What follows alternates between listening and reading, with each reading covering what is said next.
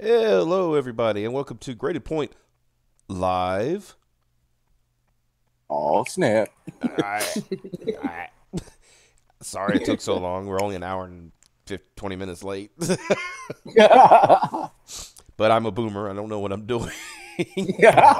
That's what happens when you stream while being a dad, even if the dad is just a spiritual label for him. Yeah, exactly. I am your host, Wayne. I am the Chief Justice. I make rulings on bad stuff. I tell you if it's bad or not. You can trust me. Believe me. And I also brought these guys along. Uh, Yeah. got Piper. She's a regular on Graded Point 5. She has not been fired, contrary to what she thought earlier this week. Uh, That's what I think every other week. and that. It's like you're either even real job, right? It's like, oh well, I guess I'm fired. I think I'm fired. Yeah. And we got over there. We got Darrell, who's a Yo. long time graded Point 5 contributor. Oh yeah, baby. I ruined this place before it was cool. And then Josh is over here. He's giving technical support tonight because I'm a boomer, like I said. I have no idea what I'm doing. He's also the editor-in-chief of Super Nerdland. So say hello, Josh. Hey, babies, what's up? I'm also the person to blame if you ever have any problems with the website for Grade Point 5. Yeah, he runs. Yeah, he kind of runs the back end on that too. So yeah, if everything goes wrong, I didn't do it. Literally.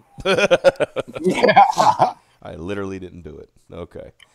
So yeah, so being the inaugural stream, we're basically what we're doing from now on is I wanted to have the ability to talk about stuff as it happens instead of waiting a week or something where we could get together and do it. So you know what I'm saying? It's better to do it live than to record it and then it'd be like passe by the time people actually hear it. Right. So yeah, that's the new direction. I'm hoping to start doing this at least every night. I might if that means I go solo, I go solo. That's just the way it is because I know everybody can't be available all the time, but I would always appreciate people coming around. One of the focuses I want to do with this streaming is something that I know is near and dear to Darrell's heart, and it's probably Piper's too. I want to focus on creators of comic books. Woo! I want to focus on the community of comic books. And yes, I will even talk to critics of comic books because I'll get into that a little later. But I believe, contrary to what some very, very, very small but vocal minorities think, you do need all three to have a healthy comic book industry. Mm-hmm. But Absolutely, man. that's exactly right. But before we get to that, now let's see, make sure my boomer skills are working. Well, fingers crossed. Yeah, fingers crossed. First things we're going to talk about is, since like I said, I'm not going to be afraid to talk about Comicsgate. That's another thing. Some people say, oh, we shouldn't talk about Comicsgate. Well, I'm going to talk about it. You know why? It's pertinent to our, what our interest, It's an event that's going on. Yeah, it's Right. an event that's going on.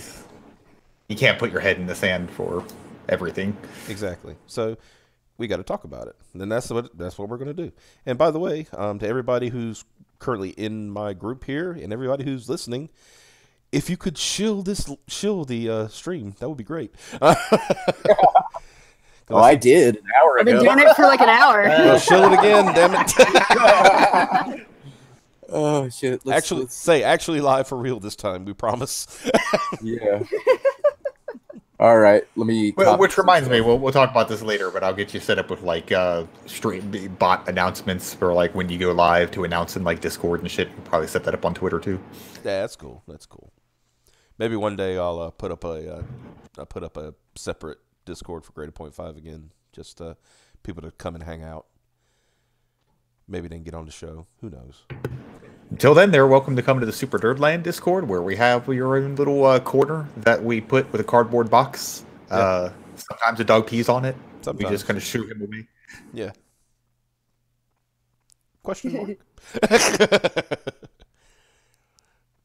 Okay, so now that y'all have shilled and we're down to 2 viewers, go from 4 to 2. That's good. Smash that like button, by the way. So let's talk about some. Let's Like, talk about comment, some, and subscribe. let's talk about some current events, okay? Let's talk about. Oh man, I think I boomered already. Oh, God. Oh, I wait. boomered already. Oh no, now I can fix it. Watch this. Oh, no. Boom! Look at that. I'm smart. You are so smart. Everybody loves me. I am so smart. So yeah, this is our, SMRT. yeah. So this is our first topic of the evening: controversial suicide bomber graphic novel canceled. Yeah. Yeah. I saw this today on So what was the focus of this? Was it to try to just like show why somebody might get into that mentality, or was it trying to like? I don't want to assume it was trying to glorify it. no. Yeah, here's what it is. Like, just kind of read over it. It says, following a week of outcry against the title, Abrams Comic Arts, that was who the publisher was going to be, over the weekend announced that it was dropping plans to publish a Suicide Bomber Sits in the Library, a graphic novel seen by many as being offensive stereotypical in the treatment of Middle Eastern characters. The book by novelist Newbery Medal winner and Scott Odell Award winner Jack Gantos and illustrator Dave McKean adapted Gantos's short story from the 2016 Amnesty International UK anthology Here I Stand, Stories That Speak for Freedom, in which a young boy of undefined Middle Eastern descent enters a library wearing an explosive device under his jacket, only to reconsider his mission when he sees those around him captivated by what they're reading. So essentially it was a story about, like, this kid was going to go in and do a suicide bombing and decided not to because he says, wow, it looks like they're enjoying themselves. Maybe I could enjoy myself too if I knew how to read, It's like, hey, maybe if I knew how to read, I wouldn't blow things up. It's basically, if I'm understanding it, the premise is not that Middle Easterns are ignorant, but the ignorance of extremism that is preached, where, and that goes for any extremist, especially ones that are illiterate and don't understand what they're really doing. They're just told, like, yeah, you're going to go die in the name of Allah or whatever, Maybe they're like, oh, that's the only thing I know. Okay, sounds dope. Yeah, and then, but maybe if they had some education, they were like, oh, maybe Yeah, like... yeah, maybe that's not such a good idea. So, yeah, what happened is there was a situation. I forgot the person's name, and because me, I don't like mentioning people's names because that just gives them power, But they started this stink where they said, oh, look, here's another thing talking about how Muslims are evil and want to blow up, places. And I was like, well, that's kind of not the point. Right. Referring to the Muslim character, brown boy, several times, as if that isn't dehumanizing. Yeah, exactly. It's a lot of faux outrage. Yeah. And it was all just, it was the same kind of pearl clutching bullshit we've seen 100 times by now. And unfortunately, as was the case when Mark Wade quite famously interfered in our boy Zach's fucking deal with Antarctic Press, these people have successfully gotten this book, pulled from the publisher and, over nothing. My take on this whole thing is like, we live in a world that is not catered to us. Specifically, the world doesn't revolve around us. There are going to be things we don't like. And the solution to that problem, just don't read them, don't talk about it, don't listen to it. If you don't like it, it's not meant for you. Don't dare take it away from people who, it is meant to. So Exactly. That's exactly right. The point, like I said, you say it was adapted from a story in Amnesty International. Are you going to say Amnesty International is racist? Yeah, that's my big thing. Is it sounds like it's at least taking the topic seriously. Yeah. Like it's not lighthearted, and it's not like making fun of brown people, whatever they're trying to say. And they don't care about that. Anything that gets them attention. They don't want to see somebody they don't like successfully doing anything. they're jealous, and it gets them attention to cry about pretend freaking racism and shit. And I honestly think that is the biggest factor in this, is just pushing people around, because you can pretend to be offended. And here's the thing. It's a sad fact of life that there are Muslims suicide bombers. It's not creating a stereotype from thin air. It's not even a stereotype. It's a fact of fucking life. Right. And it does a great disservice to the people who've died at the hands of Muslim terrorists to sit there and act like it's a big fucking deal to portray, one on comic book page, I'm sorry, this is life. And if you can't handle that it's not perfect, then get the fuck on a rocket and fly yourself into the sun. Well, it also gets to the point where I think you got to realize that a lot of people want to be victims. Yeah. And they will, if they're not the direct victim, they'll create victims. Yeah. Right. And in this case, one of the people. Oh, sorry, Wayne. Yeah, but I'm just saying, and that's the thing. Like this particular person I'm talking about. Like I said, I'm not going to give them the time of day because they want that. That's what they want. Yeah. Right. But that's what they wanted. They wanted that victim mentality. They weren't the direct victim, so they took the victimhood on themselves, which we see time and time again. And that's what's so ridiculous about the whole thing. That's not being offended on other people's behalf. That's right. It's literally saying, okay, I always looked at it like this. You're too ignorant and too stupid to understand, be offended, so I'm going to be offended for you. Yeah. Right. And in this case, though, the case of this person who shall not be named, I'm pretty sure this person is a Muslim. I don't, so they framed it in such a way where they basically accused it of being propaganda of some sort, meant to foment anti-Muslim sentiment. And that's not the case at all. Like, it's dealing with a real world issue in a way that kind of shows you that perspectives can change, when the beauty of the world is kind of, introduced to somebody. I think the circumstances of the character are tragic, absolutely. But again, it's not, working off any stereotypes. It's not working off the things that haven't happened and too many times to fucking count now. So there was no offense to be had here. And this person made it all about themselves. Mm-hmm. But not only that, but this story actually helps humanize. Because it is really easy to write off all extremists in your head as, well, yeah, there's these people, but then there's these people over here that are just absolutely nuts and want to blow themselves up, crap like that. This story actually helps kind of, put you in their shoes a little bit. It humanizes them more than demonizes. There's different kinds of stories that we've gone through, in our, as literature has gone on, right? Specifically talking about comic books. One is the hero story, right? Then there's the villain story, right? Then there's the fall from grace story. And then the one I think that we all love, the redemption story. Mm-hmm.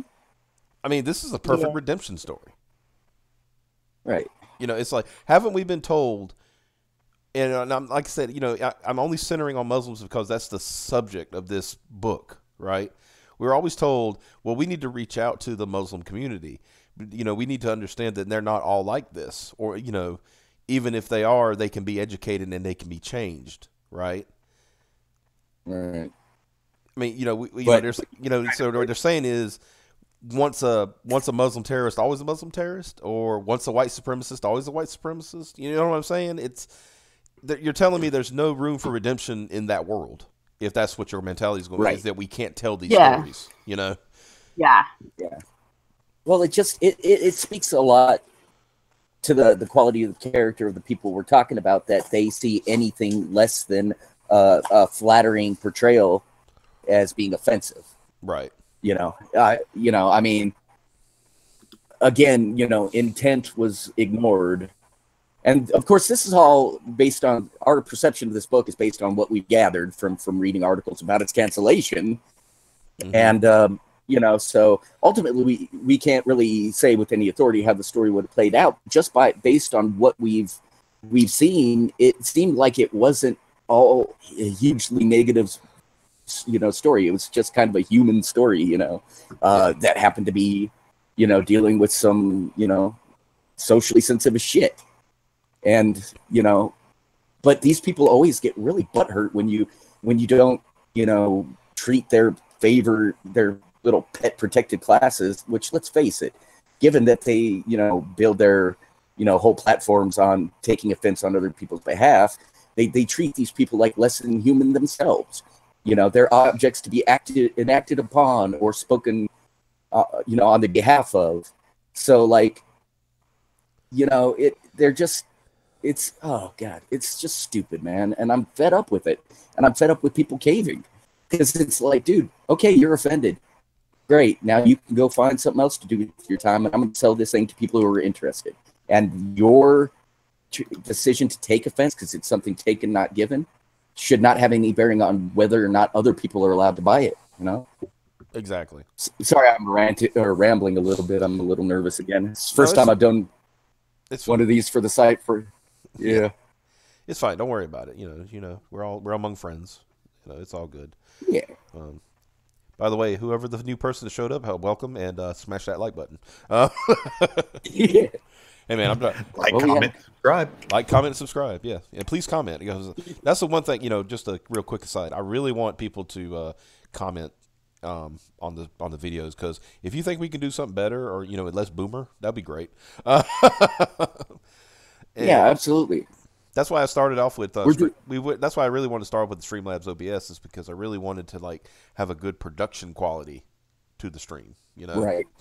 And that's why I went with this direction, even though until tonight I had no idea what I was doing. And even then I'm like, Yeah, we're going to be working on some nice layouts and setups and once the layouts, once the layouts are good, it's going to be great. And we're also going to have a little intro. It's going to be good. It's going to be very, very crazy. It's going to be nice. I think you'll enjoy it. But talk about something else. Over the Thanksgiving holiday, which I said, what did I say on Twitter the other day, guys? I said, man, it would be nice if once that the NPCs would not would not go out of their way to act like idiots and just enjoy the holiday. Can't you do that? Just take a day off. Take one day off, right? Enjoy your family, your friends, or just even if you don't have family and friends, just take the day off and just I'm just going to sit back, watch some Netflix, not worry about the world. No. They clearly don't have families. They clearly don't have families. and they clearly don't have that restraint, right? Yeah. Because, the YouTuber, Diversity in Comics, or as we lovingly call him, your boy Zach, he got, in the span of 2 days, 2 takedown notices. Copyright claims, as they were. And this is the situation. Well, I will say the people's names because they're professionals and they're already in the public eye. So professionals. I hope you're. I'm using that. There was air quotes there. Don't worry about that. Hey Josh, is there a way when we do the layout, when I want air quotes, it could just pop up little fingers like air quotes, like quotes? That would be funny. We can have we can make it an air quotes hotkey. Yeah, there you go. It's nice. And professional. Yes. But yeah, so he got copyright stricken first by what's that guy's name? Kwanzaa. Yeah. Kwanzaa did a copyright takedown on his video that was a review of his comic. And then Mags Visaggio did a takedown on a live stream where he was talking everybody's favorite Mags. Everybody, yeah. So you had we know the game. We know the game now. Well, we're going to get it taken down because the copyright, that's our material. There's this little provision in the DMCA called fair use. Fair use can be used under parody, review, and critique. Yep. Mm-hmm. And so, as I'm going to show you on this little thing here, you lost. Yep. Good job, guys. You lost. one of the complaints was that he had reviewed a comic before its street date, and that somehow entitles people, in my understanding, who aren't. I don't think they were related to the project, were they? Maybe, I don't know, but basically, though, you know, the argument was made that because it wasn't technically out yet, even though he had a copy in hand, that it was copyright infringement, and that would that be like, doesn't track. That would be like because- saying when Gene Siskel and Roger Ebert would go to early screenings of movies to review Yeah, I them. was gonna say. Yeah, Remember when video games sent review copies to places? yeah.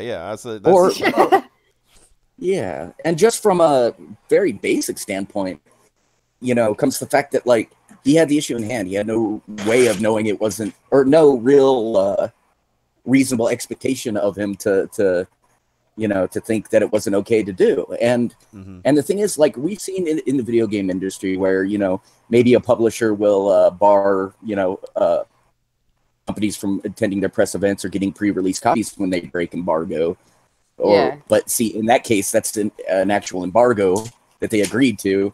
Whereas this, he's just a comic book YouTuber reviewing product. There's no contract between him and the content creators, and as long And as if it was he's before the following release rules date, that how did he get a is, hold of it?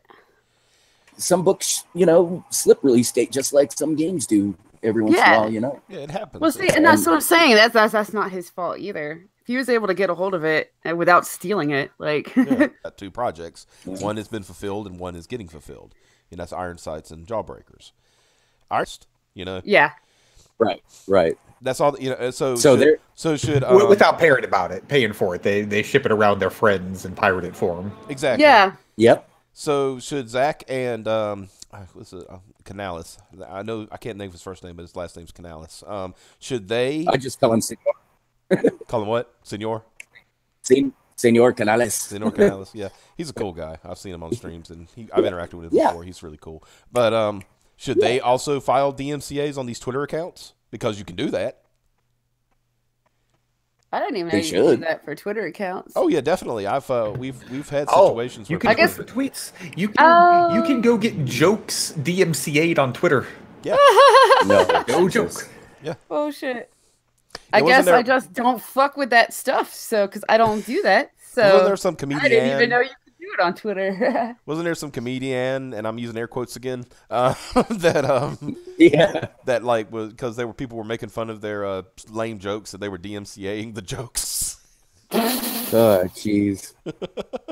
But yeah, but you know, to get down to it, this is what YouTube sent to our boy. It said, "Dear Diversity in Comics, in accordance with the Digital Millennium Copyright Act, we have completed processing your counter notification. The following videos are no longer removed from copyright infringement." Hey, Mags and Kwanzaa, you lost. I'll show What it needs again. to happen too is when you false flag stuff like that, something should happen to you when it's proven that you were doing it to be. I will be honest with you. False flagging. I will be honest with you. I mentioned this the other day, and Josh is I'm glad he's here tonight because he's a good person to talk about this. I have a feeling false claims will not stop until somebody sues them. Well, Yeah. The thing is technically false knowingly. And here's the thing: it's been really hard to nail people on the knowingly. Right. So That's true. people have gone to court over this kind of stuff, and it's usually fallen on like, yeah, they filed it falsely. You got fair use. You know, you were within copyright exemptions. It's okay. But the malicious part of it is really hard to prove, and it's really easy to just go Occam's razor.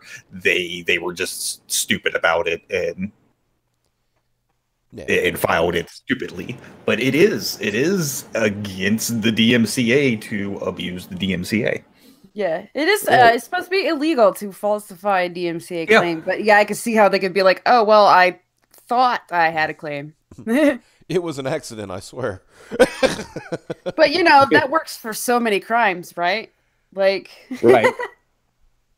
Oh, I didn't hit her. She fell down the stairs. right? It was an accident, I tell you. Well, because Yeah. you know it's always said that ignorance of the law is an excuse for breaking the law, Right, but apparently that's not always the case. right. I mean, Well, you know, that's one glorious thing about our law system, and yet at the same time, one that makes it ripe for abuse, is that it is very hard in a lot of cases to prove intent, like Josh said, you know, so it's a shame. Like, Well, that's You know, why. because- That's why it's supposed to go that you know ignorance of it doesn't get you Right. out of it. Is not only because that, Sorry, go ahead. Oh, it's because anybody can easily go, oh, well, I didn't know, or I wasn't doing it on purpose, or this and that. That's why they were supposed to run with that. Well, you still broke a law. Right. And in this case, there's documented evidence by way of their Twitter posts that these people were celebrating it, and that it can very well, I think, pretty easily be established that they did it maliciously because of it. You know, celebrating it on Twitter and shit, talking about getting him, you know, banned from YouTube to stop his, quote, hateful rhetoric. Yeah. You know, I mean, whatever. You know, so, I mean. Who knew? Funny. They're so pathetic, and they're so freaking. The more proud they are on Twitter about stuff like this, the more pathetic they're announcing that they are, and it's just fucking funny. It's funny and sad. Like, when did dunking on somebody become a crime? Yeah. You know, because I'm sorry, I've been, you know, most of the people who know me on Twitter, I've been dunking on a guy for 3 years now. Me and a group of folks, you know, and it's nothing. It's like we're not being malicious. We've actually made him more famous by dunking on him. Yeah, you know, and well, that just puts a fine point on the biggest issue underlying this whole thing, and one I'm sure we'll talk about a little more during our next topic. But it's how thin-skinned these people are. Yes, I get that putting yourself out there as a creative can be a little rough because you do get that huge influx of comments and shit, right? And so that could be a little hard to like wade through some of the unbridled negativity you get. But when somebody comes up and they give you honest, earnest advice as a now former fan of the work that you're on now, and your response is to block them or call them, you know, homophobes, sexist, racists, rapists, I think, and incels and so on. You know, maybe you don't need to be creating things. It's like the umbrella guy says. It's when you start getting the isms thrown against you. Yep. Right. And that happens all too frequently. Like, and this whole and the attitude, just the attitude alone of no, I'm completely infallible. Right. Well, and it's that's why it's you that are fucked up. Like, right? Because like Zach roasted Mags Visaggio, called him a dude in a wig. You know. Okay, so at worst, he did that to get the gig in the first place. Right. So at worst, that's a little rude. Okay, and that's being generous. You know, I mean, it's not homophobic or whatever, or transphobic rather, because, you know, I find myself, even though I have utmost love and tolerance for the trans people in my life, I do recognize that just like my mental illnesses, it is a thing, you know, then blah, blah, blah, whatever. We're going to get taken down now. But no, I guess what I'm saying is I can understand his point where he's coming from. If he does not want to honor that, it is at worst a social faux pas. And big deal. Doesn't mean he's transphobic. And that's what these people like to do. They like to cherry pick his videos for examples of things that to them, from their frame and of, you know, perspective and in their very limited bubble, look bad. But when seen in context, it's like, okay, so maybe at worst the guy's a little rude. And then they use that to justify treating all criticism, no matter how, you know, relatively or comparatively like tame it is or you know, well-intentioned it is. They use that to justify just blowing it all off. And it's the most thin-skinned fucking thing. And it just upsets me, you know, like people just wanted comics to be fun again because, you know, that was for a lot of people their escapism. And yet, like, and for asking for that back, we're being called all sorts of shit by people who want to have the popularity of being a creator. They want the notoriety that comes with that. They want the fame and the money, but they don't want to, you know, they don't want to engage the people they expect to buy this shit and would rather call them names. They don't even want to put in the work to make something that people want. That too, And calling out one person for straight up putting on some lipstick to go from nobody's heard of this writer to everybody's heard of this writer is not calling out the entire trans community either. Right. In fact, you know, it's calling them. I usually call him out on behalf of the trans community because it is people like that that make other people have the wrong idea and think that that's all trans is. Absolutely. You know, I mean, I'm going to sound like the guy saying, "Hey, I've got a black friend," but I've got trans friends, and they're, they're nothing like Megs and I have a crap ton, male to female and female to male, and they've always been really open whenever I'm just randomly curious and ask questions and nice and stuff. And when I still talked to Megs, no, not nice at all. Went straight from I'm a dude to fuck cis white men and white chicks and cis het people in general and crap like that. Like straight. But it's people like you that are literally why they can't have rights and why they're literally gonna die. Yeah. Right? Wasn't Mags also the one who threatened to like beat people with a baseball bat? Yep. Okay. That's what I was about to say, was basically went straight from dude to baseball bat to the teeth at every white male het cis dude whatever. Wishing now, was it her or Heather Antos that wished Zach would have been killed by an IED in Iraq? I forgot. Ooh, that's a close call, especially since their avatars always look the same. Yeah, that's true. Yeah, and see, that's and I probably that's a whole other show. You know, people talk about the quote origins of Comicsgate, and it was because Zach made fun of these women editors because they were having milkshakes in honor of a fallen editor and blah blah blah. I was like, yeah, okay, all right, I'm just gonna give the TLDR on that. What they say happened didn't. They in no way, shape, or form said that those milkshakes had anything to do with this person until after the fact, and they had to construct a narrative that they were being harassed. But yeah, I don't even know what the milkshakes bring the boys to the yard. Right? I don't know what the milkshakes had to do with Comicsgate, because I was hearing, about Comicsgate and getting into Comicsgate conversations before they even did the stupid milkshake stuff. Yeah. And I think at most it just stood as kind of the perfect embodiment of what people have been talking about, where diversity hires became more important than talent. Yeah, when it's funny you mentioned that, Darrell. Yeah, is it almost like I know how to do a segue? Yeah, because I've got this statement. That this was provided by, I believe it might have been Yellow Flash or Thor Odinson on Twitter. They're both, either one did it. I forgot. That Yellow Flash definitely supplied the Zach pictures, so I want to make sure he gets credit for that. Right. So yeah, thank you, Yellow Flash. If you ever watch this, I wasn't stealing your content. I was just sharing. But I believe one original of these two, content, no steal. Yeah, I think one of these two they clipped something from Christopher Priest, who is a comic book writer, prolific comic book writer, I may add. Great comic book writer. I'll put that on there too, because he's some of the most amazing stories I've ever read was by him.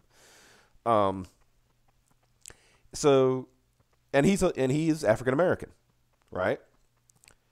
Mm-hmm. But he's gotten to the point where he has to go through this spiel every time he gets a call, right? So I'm going to read this to you because it's on the screen now. It should be anyway. Make sure. Boomer, boomer, boomer. Yeah, okay. Okay, so I'm getting messed up because I can't see it. I have to go and look at the right spot. Yeah, you actually have to look at the stream, don't you? Yeah, my bad. It's fine. So this is his statement. He says, "So I got a call from DC, and they wanted to talk to me about Cyborg. I gave them the standard stump speech. I don't want to be a quote black writer. When did I become a black writer? I used to be a guy who would write Spider-Man, Deadpool, and Batman. Why am I no longer qualified to write those characters? How did I get typecast from writing Black Panther, of all things, when the series was never really about Black Panther? It was about the white guy, about Ross. It was narrated through his voice, and I thought a very well-constructed white character. Why are you pigeonholing me as a guy who can only write black characters?" Now I'm going to skip to the next screen because includes that and the other part. I later found out that Marvel and, to a lesser extent, DC moved into a trend where they were no longer hiring writers. They were casting writers. Where have we seen this? We've seen this live, Oh, yeah. They're listening to chatter on Twitter insisting that only a black lesbian writer could write a black lesbian character. And that's nonsense. A writer writes. Tom Clancy, rest his soul, could write anything. A writer writes. All of a sudden, I was no longer qualified to write anybody that didn't look like me, and I resented that. I was really polite about it and told DC, thank you for calling, blah, blah, blah. Then a day or two later, I got another call from DC. They asked me about Deathstroke. I asked him if he was black. They said no, and I said, okay, I'm listening. We started having a conversation about Deathstroke. It wasn't just that the character wasn't black. We were talking about a character with a lot of untapped potential for me to get inside his head and mine new ground with him. I wasn't going to come back to comic book companies until they offered me something I could get energized about. I left comics because they stopped offering me anything but black characters. Right. Does anybody see a problem with this? The problems behind that quote, yeah. They're pretty glaringly self-evident, especially for anybody who's been paying attention to this stuff for the last couple of years. Yeah. You know, and this is exactly the kind of thing we complain about, which is when diversity hires become more important than the talent, you know, then you've given us nothing. I mean, remember Squirrel Girl? Yeah, nobody does because nobody read it. It's like, you know, looking at some of the writers that are out there now, Ta-Nehisi Coates should not write anything comic book related. The guy is a hack. He has no idea how to write a comic book. And he should definitely not be writing Captain America when he, in fact, hates America. Right? That is the The antithesis one of being... that floors me still the most right now is the one, Riri Williams or whatever. Ironheart. Yeah. Mm-hmm. Freaking how they got, I don't know if she's still doing it, if it was a one-off, or because I definitely don't follow that. But just seeing a tweet on Twitter like, oh, I want to write her, she looks like me, you know, and I'm kind of like, that's cute. And then later realizing that one tweet led to a giant petition and a writing job, and I was like, right, what? She's never. That was an audition. She flat out admitted that she hadn't read or written. You know, I mean, she read, but she hadn't read comics. Like I think her claim to fame that this character looked like her. I think she wrote poems or something like that. Yeah. She never read comics, and it was just somebody else had been like, "Hey, look, this character looks like you," and she goes, "Oh, I should write that." Gwenpool. That was Gwenpool that you're talking about, I believe. No, I'm talking about Riri. There was Jeff. Oh, Riri Williams. Yeah, because it happened with Gwenpool too. That doesn't really surprise me, in all honesty. But yeah, with the Riri Williams, there was like young black woman, curly hair, that said that statement that Piper just said, and then next thing you know, she's got a job writing a book. It's like, what? if it's that easy, wonder Mags had to put a wig on, you guys. Guys, if it's that easy, I'm going to start saying I look like Superman. Can you imagine me with Superman? Just let me get a hold of that for a little while. You'd end up in a submarine. Hey, don't talk about my project. No, hey, I'm not talking shit. I'm just saying everything ends up in a submarine with you. I hope you don't mind. I'm putting Thunder lyrics in your chat just to go with this because she was a young girl with a quick fuse. She was uptight. That's right. This is she wrote a comic. Man, I can't get away from that fucking song. Anyway, and the thing, like, people act like diversity, quote, I'll put that in air quotes because it's a shallow form of diversity at best. It's only meant to make these people feel better about themselves. But Marvel and DC, especially, I can't speak to DC as much because I never read them as much growing up, but Marvel was always naturally diverse with gay characters, white characters, black characters in prominent roles. I mean, that was a fucking playground for diversity, and it came naturally and not at the expense of well-established characters. So when they turned everybody into, somebody else, I think that was the fucking powder keg that finally, really kind of drove home exactly what we're talking about. Yeah, the views essentially. Yeah. Right. And, and that's the thing. Nobody is against diversity, a meaningful version of it. Right. Because that's always existed in our comics. And there have been great stories around it. I mean, the X-Men is an allegory for gays and stuff, if you want to interpret it that way and stuff. They're like, it's you know, it's frustrating because, you know, these people like to sit up on their high horses and go, well, you guys don't like diversity. You don't like women. No, we loved all this stuff. It's just that it was created organically, naturally, and in the interest of telling stories. They didn't turn Cap into a black guy and Thor into a woman and Iron Man into a 15-year-old black girl whose first, you know, introduction to the scene was stealing Stark tech. You know, like, Yeah. you know what Literally, I'm saying? okay, that's what always got me. When who's the writer who created Ironheart? Brian Michael Bendis, maybe. Yeah, Bendis. Yeah, it was Bendis. When Bendis created her, I was like, okay, you understand? The whole thing was like, she's just as smart as Tony Stark. She, you know, reverse engineers the Iron Man suit and blah blah blah blah blah. And then you find out, no, she stole it. I mean, they say, you know, she was at MIT and she was stealing stuff. I was like, hold on, wait a minute. If I was an African American, I would be pissed. Right? Right. It's like, are you kidding me? So the first thing that the black girl does is steal something, you know? Right. And then they went on over the months to basically create a character so psychopathic that we all were convinced that this was a long ploy to introduce her as a villain. Right. Yeah. Because she's such a terrible person. Yeah. And that is what your stalker. diversity has wrought. You know? What's up? She And was a stalker too? Yeah. Jesus Christ. Okay, so I've And she went a little fash at one point too. Like, Mm-hmm. that's your diversity, guys? yeah. What's going on here? Right? Hey, what's going on, big guy? Kind of thing, you know? Like, Right. Like, But are yeah, you guys being ironically racist here, or? let's speak since we're shit. talking about that. Let's talk about some art. Let's talk about Bishop. Let's talk about Bishop, who lost all of his gains and now is like holding bike locks like they're guns. Yeah, I've heard something like bike locks, door hinge, tattoo gun was also a good one that I heard online. Yeah, I Also, gotta say, it looked like remember a Mass hinge. Effect Andromeda with the backwards gun? Yeah. Yeah.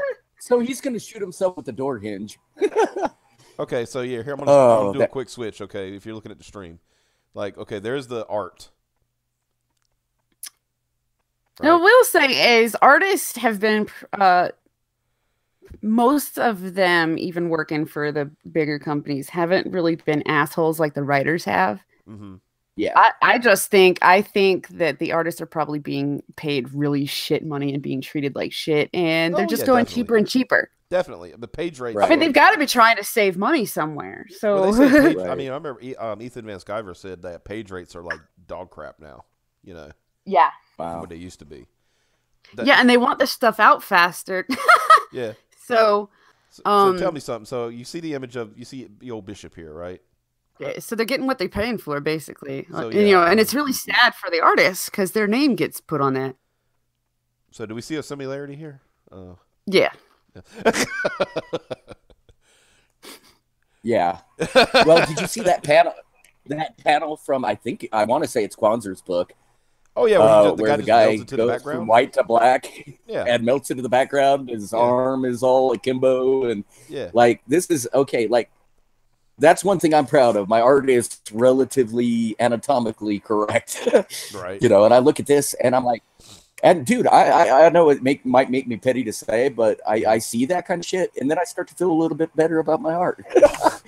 No worries, dude. I would do it. Girl That- made if me something- feel amazing. Yeah, if something like that gets printed, you all are fucking high art. Yeah, right. I mean, I guess that's one good thing about something like this happening is, you know, we're now discovering new artists, not just present company, which y'all are doing. You know, Darrell, I think every time you do one, you improve, in my opinion. And Man. I'm gonna say that publicly. And Piper, like I said, Thank you. and Piper, I just recently you drew. You know, you were an artist. What? It's only been in my profile for like ever. You know what? You're fired. I think Oh, Oh no. I've been compared favorably to Barry Windsor Smith and Jack Kirby, and that's not right. Don't do those guys any injustices. If I may say, I see a lot of Mignola.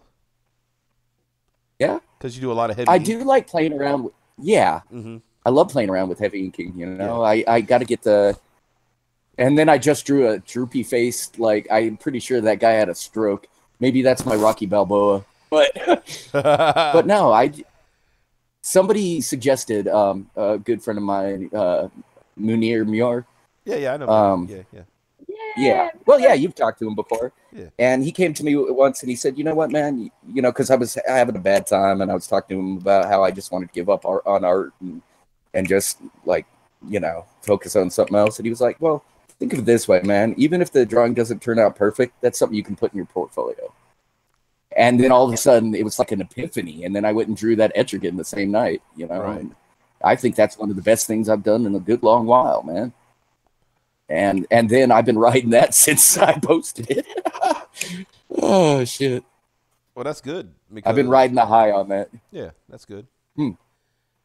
Yeah, but sorry, we kind of got off in a tangent. No, it's good. It's fine. Like I said, this kind of goes back to what we were talking about earlier, pointing out new talent, new artists, focusing on that. That's fine. That's no problem.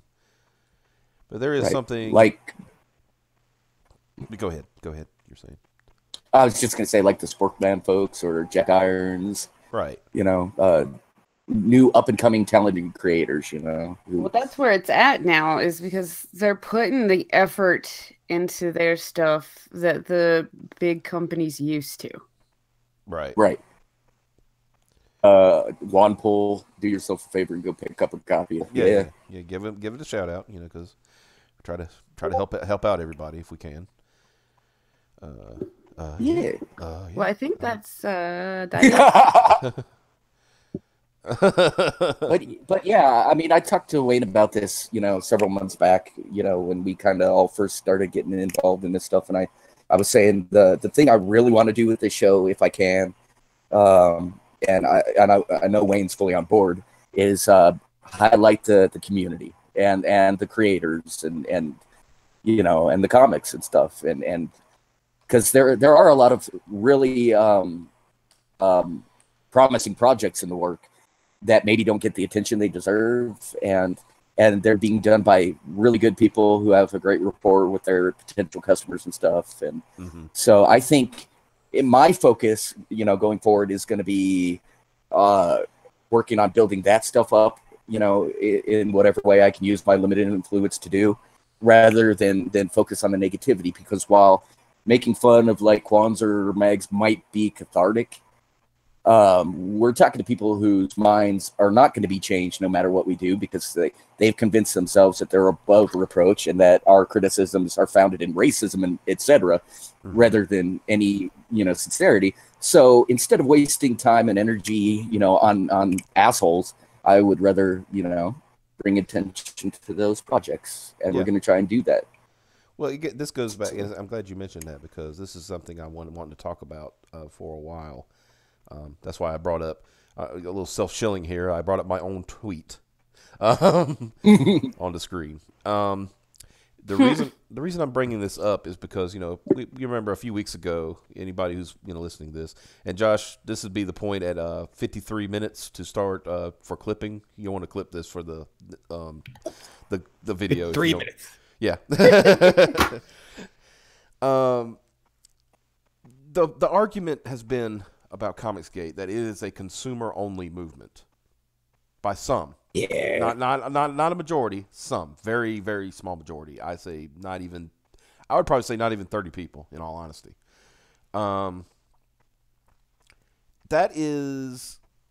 Their argument is that it can only be a consumer movement, and the creators have to be separate from that. And they can't be critics, and they can't be consumers. They have to be creators. And But why? Creators are consumers too. See, that's where I'm getting to, Josh. Glad you got that. Because last night Ethan had a guy on his stream. When I say last night, I should say like 3 this morning.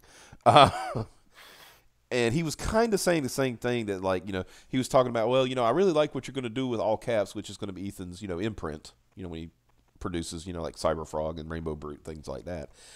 And he was talking about like, well, I think this, great and all, but I think the Comicsgate needs to be two separate things. One side is the consumer, and the other side is like creators and that. Okay, all right. This is what my feeling is, and this is coming from somebody who's like been in business and kind of seen the big picture of things. I call this the 3 C's. The 3 C's are creators, consumers, and critics. Right? Creators create the books that we want. Consumers buy the books that we want. Critics critique the books that we want. Right? Are we agreed on that? Mm-hmm. Mm-hmm. Within the 3 C's, people can be any of these or all of these. Yeah. Right. You don't have to pigeonhole yourself into one thing. Right?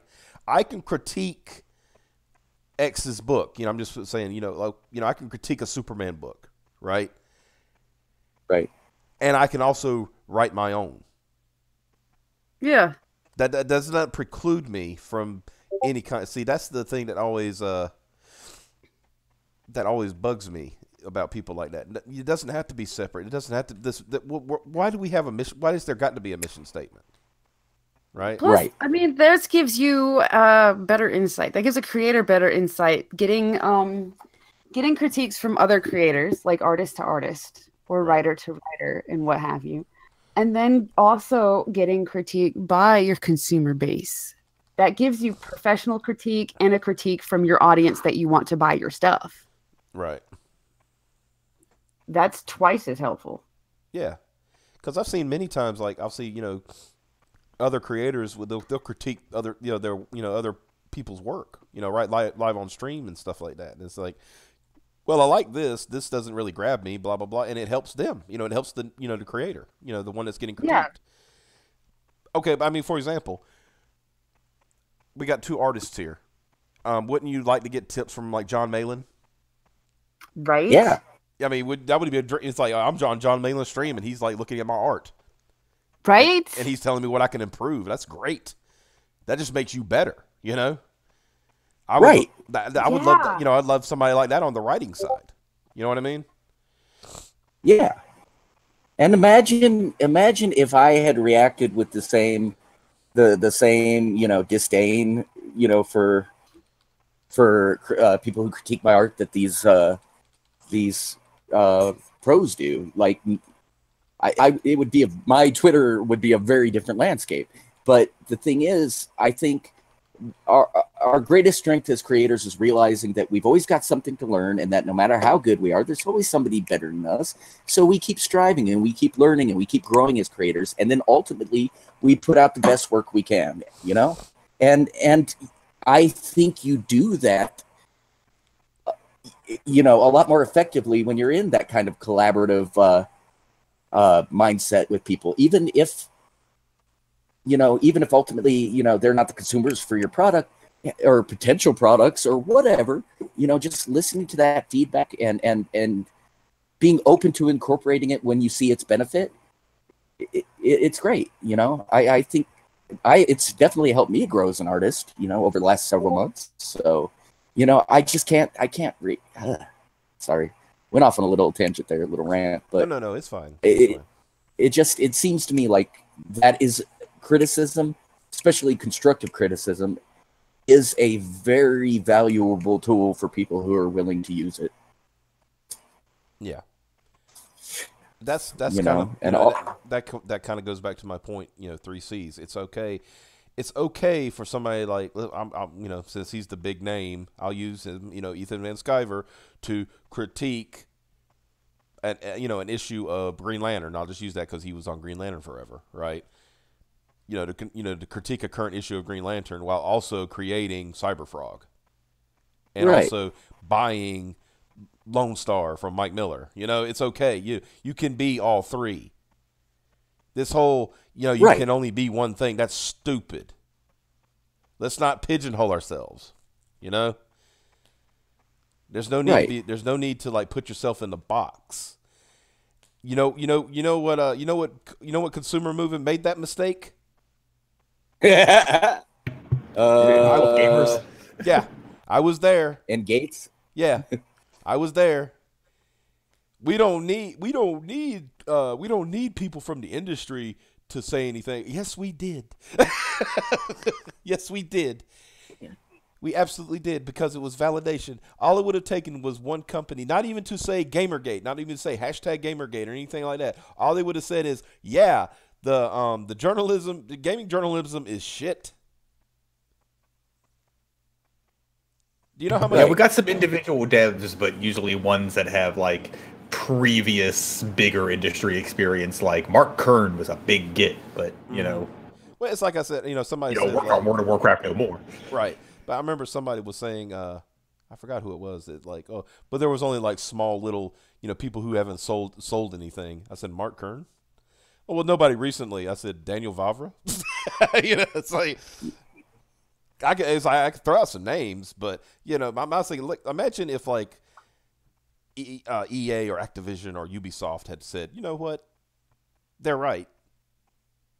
Gaming journalism does need to shape up because it's really shitty. Right. Oh, Bethesda did blacklist Kotaku. Well, anybody in their right mind should blacklist Kotaku. But I don't want to get too much off on that tangent. But I don't think some people realize how big it is to have somebody like Ethan Van Sciver, John Malin, Doug TenNapel, Mike Miller. Those, and and I'm not going to call them leaders, but I'm going to call them, influencers, because they definitely are. Having those people on your side who believe as you do that, yeah, comic books are crap. And here's another thing. As far as the criticism goes, you cannot criticize somebody who's not willing to accept it, right? Right. Marvel and DC are far beyond caring about what we think. Right. They don't care anymore. And that's what people need to understand, especially these ones who think it was working, they changed things. No, they didn't. They said they were going to, and then it was the same thing over again. Yeah. Nothing changed. Nothing changed. It was the exact same thing as it always was. And they're going to continue to do that. You know how you change them? You know how you get those moments back, like you were talking about, Darrell, like, you get back that cool X-Men stories and those cool Spider-Man stories and Superman and Batman. Now you get those back. It's when Cyberfrog sells 3 million units.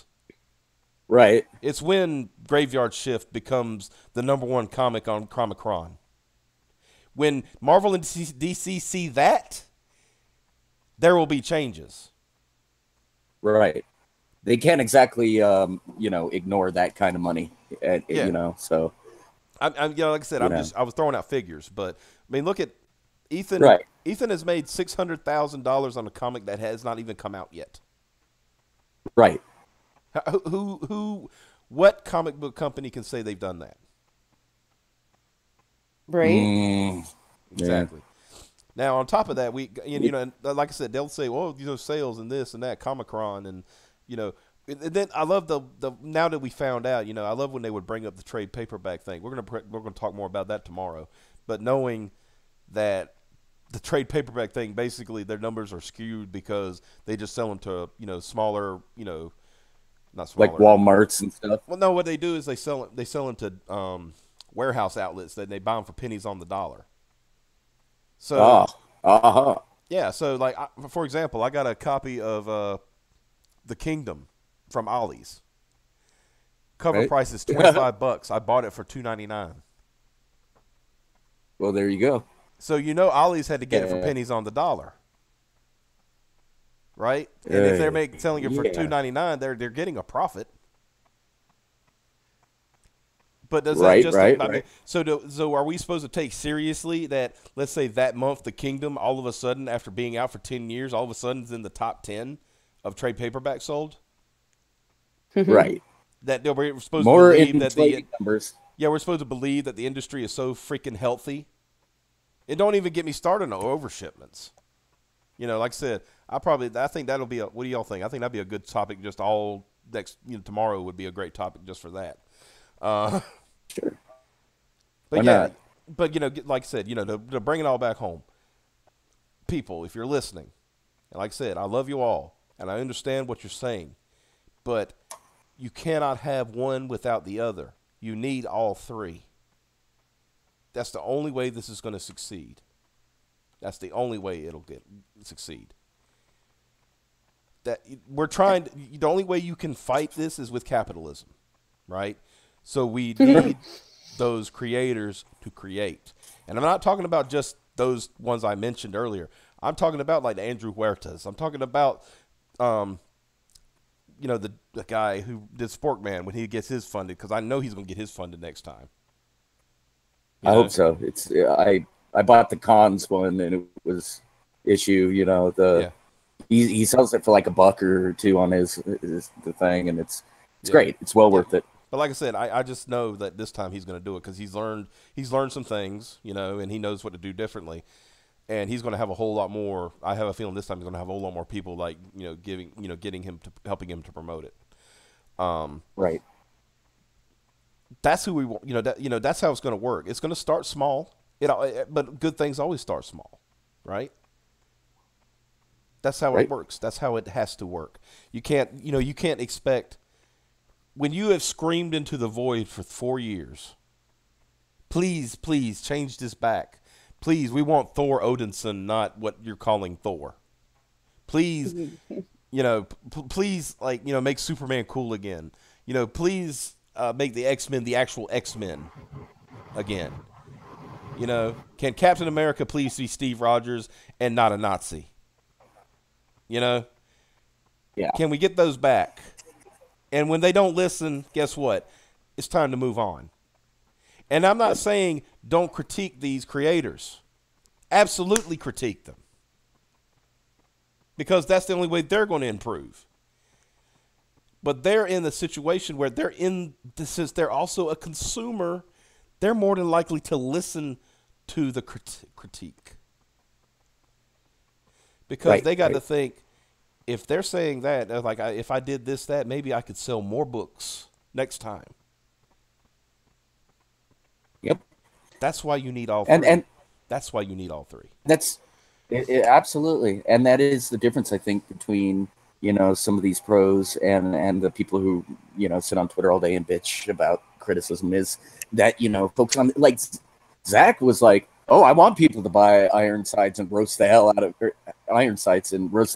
Like, that's what I want as a creator. Like, I want people to let me know what they thought about it. Like, so, yeah, it just, it's, I don't know.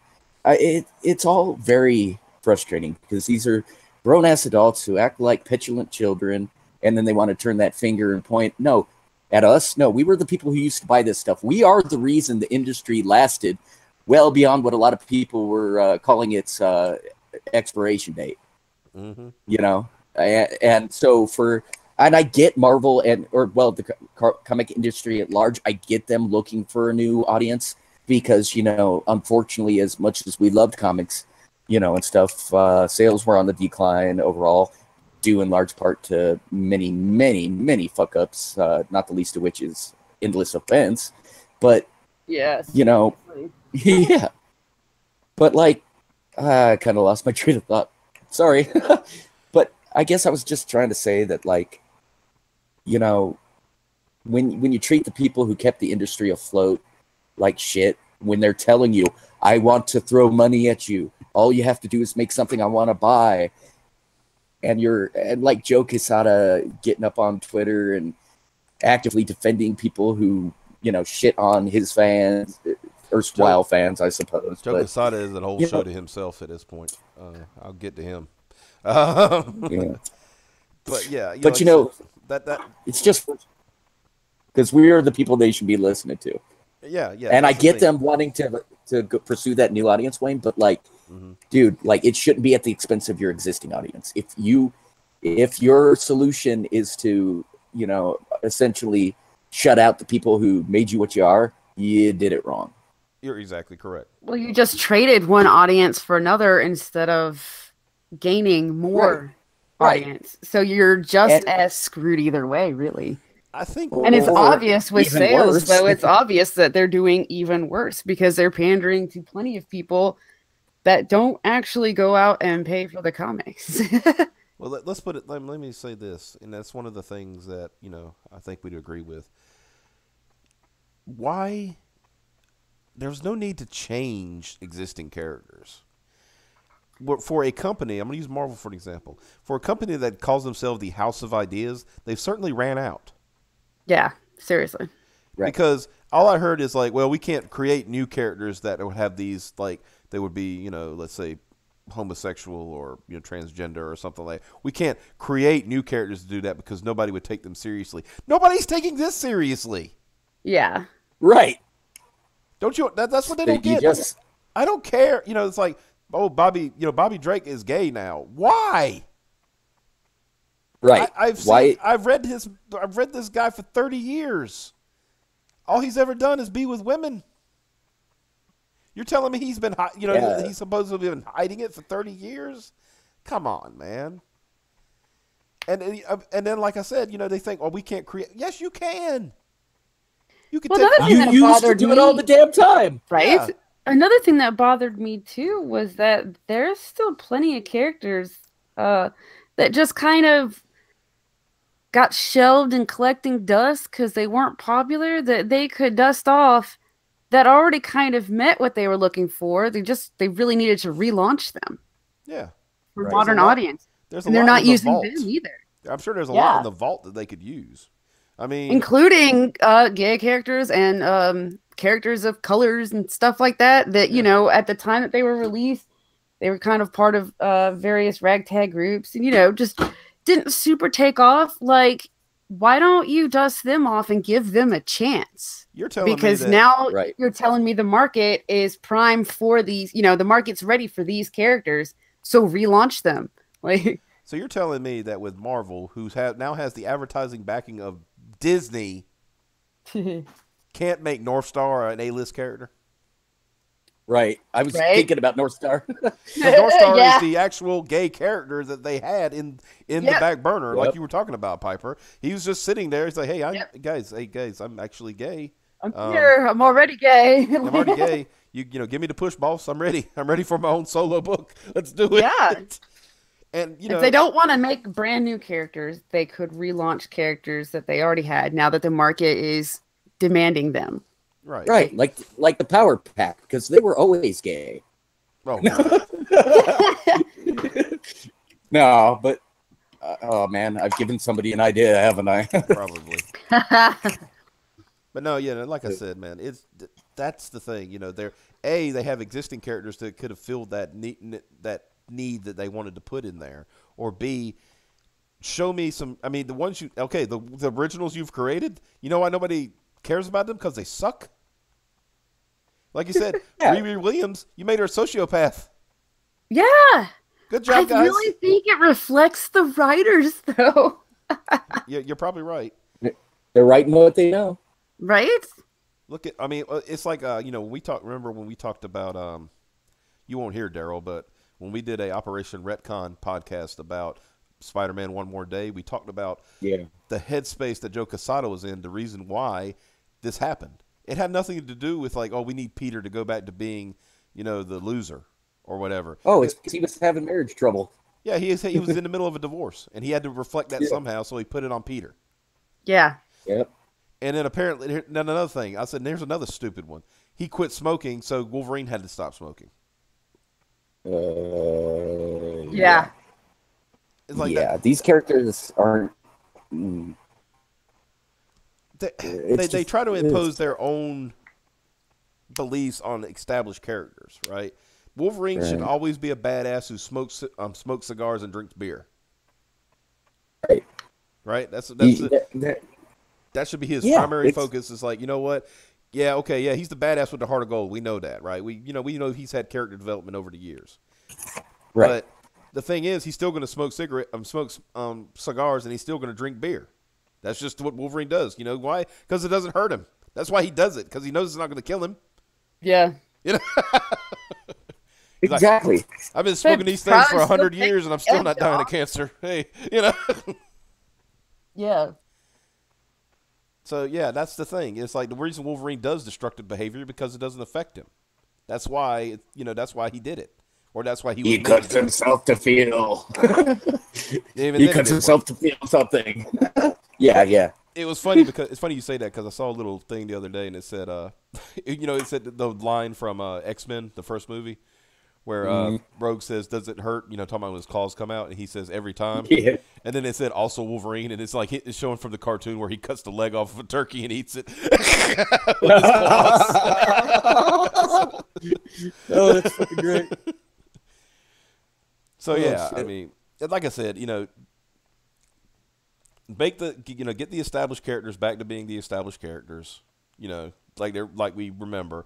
It's okay to create new ones. You have the marketing power of freaking Disney behind you. You can make it work if you want to. Yeah, but I noticed Disney doesn't seem to be really into making new things.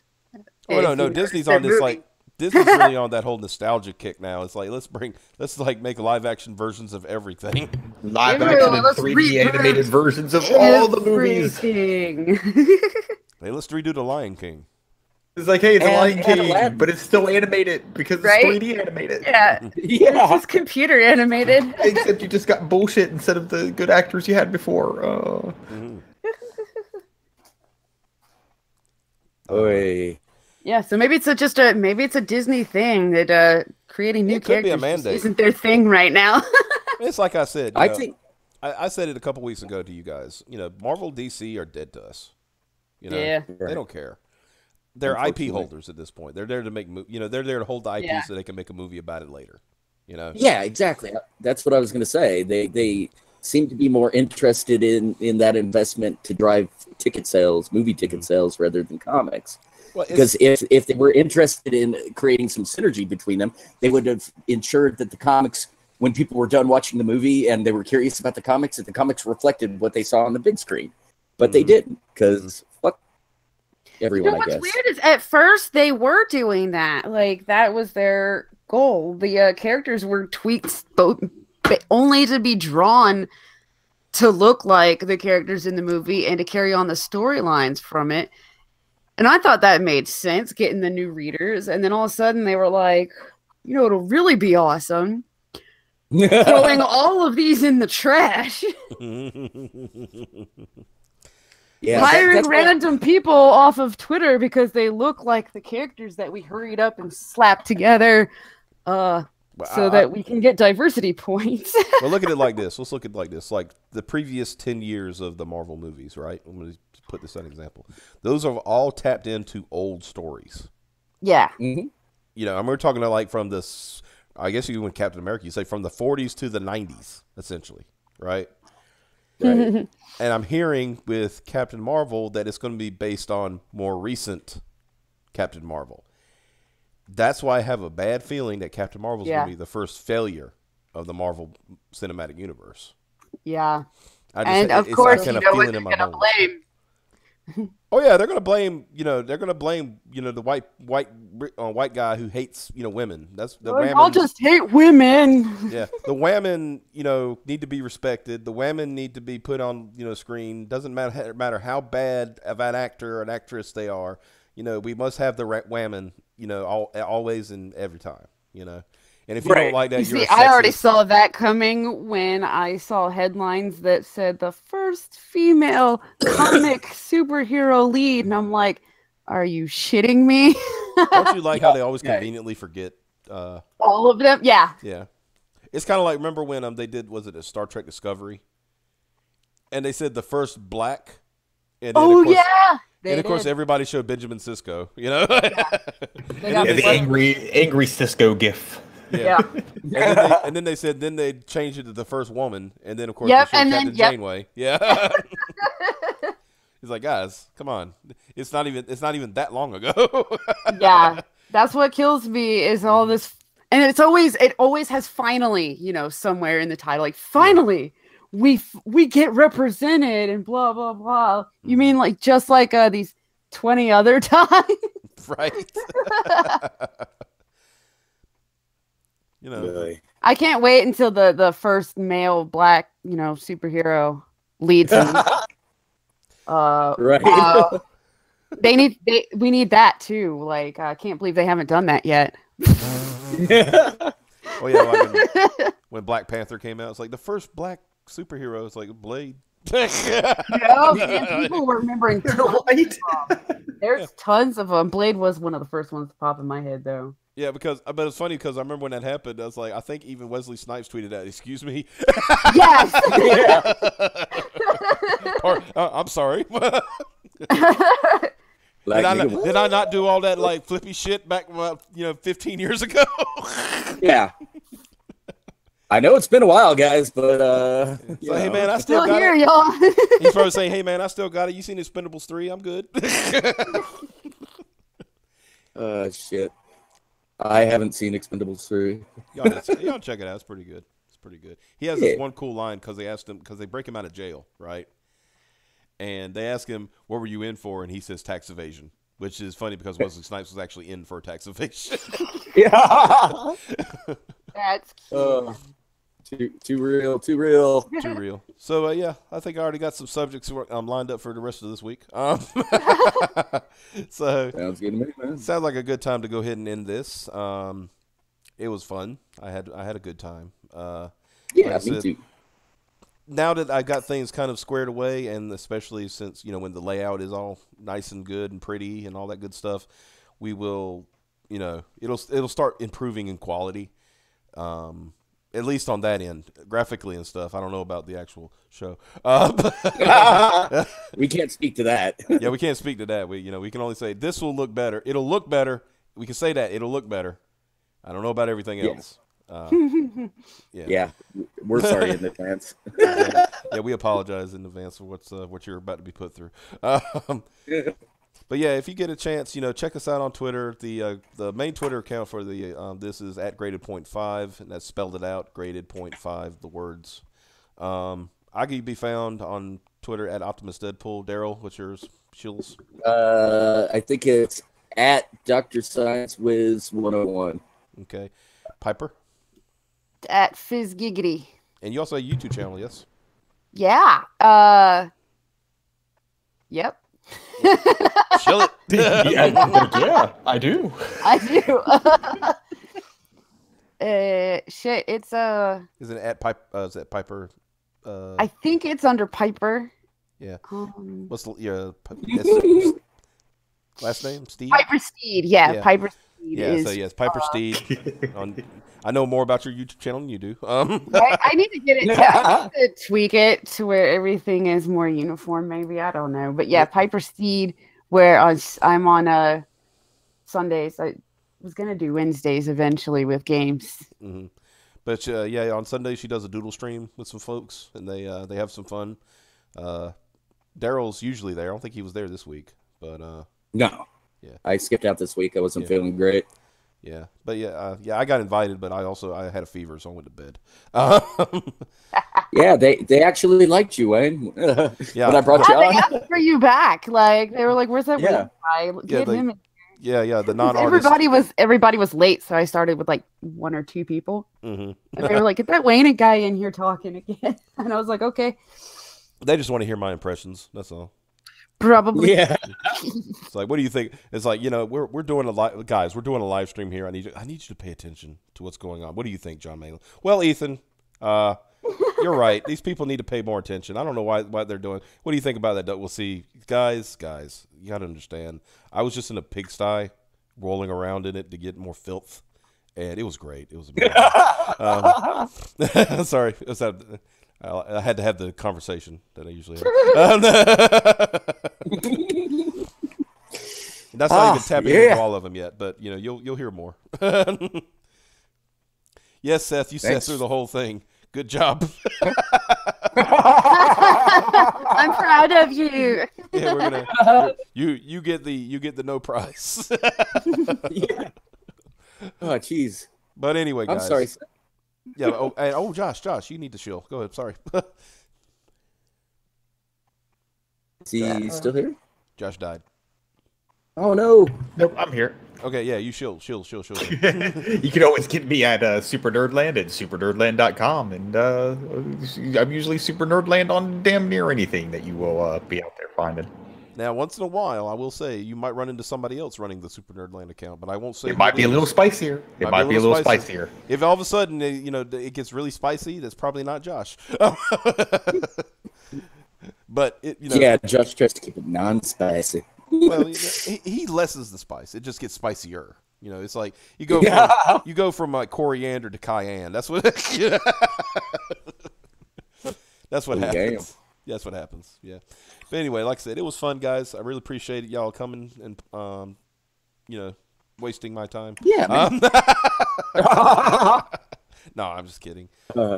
Actually, I probably wasted your time. But anyway, you don't need us standing here wasting all your time. Exactly. It's like, what are you doing? We weren't just what you needed. Yeah. You know what? You get out. No, I don't need you anymore. No, I'm kidding. Can't you see? I got 5 viewers. I'm a big star now. Oh shit! The egos. Yeah, right. The egos coming down full force. I'm just gonna start calling myself like the shining star upon your world. I should change my Twitter. Well, I've heard crazier things. Oh yeah. Anyway, but all right, then. Yeah. Like I said, it was fun, guys. We will be here again tomorrow night, 8 p.m. Like I said, even if I'm by myself, I'll be here. But you all have a good one, and just keep going, keep it on, just keep on.